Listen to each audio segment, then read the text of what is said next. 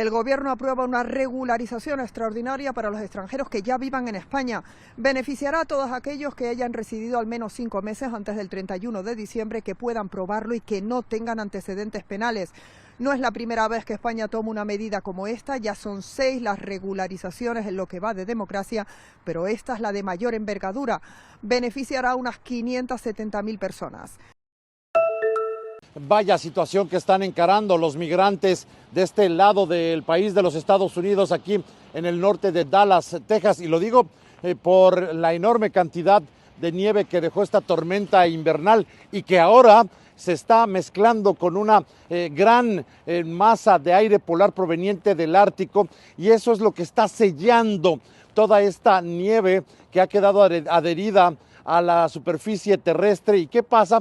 Pues que estos terrenos se vuelven mortales, potencialmente peligrosos para los automovilistas y también para peatones. Por eso el llamado del gobierno de los Estados Unidos para que no salga todavía nadie de casa. Están previendo que sea hasta el próximo jueves que haya condiciones de seguridad para poder hacerlo. Y la otra realidad horrible que están encarando los migrantes es que, bueno, pues ellos hay que recordar que van al día. Si un día no trabajan, no reciben sueldo. Y ellos desde el viernes pasado están encerrados, obviamente en sus hogares junto a sus familias, pero sin tener ingresos. Hay que recordar que muchos migrantes aquí trabajan en la construcción y no hay ahorita ese tipo de empleo por estas condiciones climáticas, por lo cual están perdiendo y obviamente encarando una crisis importante, difícil situación que enfrentan los migrantes y también los ciudadanos comunes de aquí en el norte de Dallas, Texas. El presidente de Estados Unidos, Donald Trump, dijo este lunes que enviará al zar de la frontera, Tom Homan, a Minnesota tras el tiroteo del sábado en el que varios agentes de ICE mataron a un ciudadano estadounidense en Minneapolis. Trump dijo que Homan gestionará las operaciones de ICE en el estado. Mientras tanto, en Minneapolis se registraron disturbios la noche del domingo en las afueras de un hotel donde varios manifestantes creían que se alojaban agentes federales. El lunes se realizaron 2 audiencias en tribunales federales en las que un juez escuchó argumentos sobre si debe suspenderse temporalmente la ofensiva migratoria en Minnesota. Parts of the United States are freezing. Here in Buenos Aires, on the other end of the continent, the heat has been overwhelming.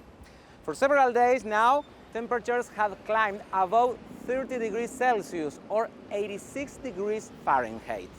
We are in Plaza de Mayo, in the very center of Buenos Aires. It's midday, and this is how people here are coping with the heat.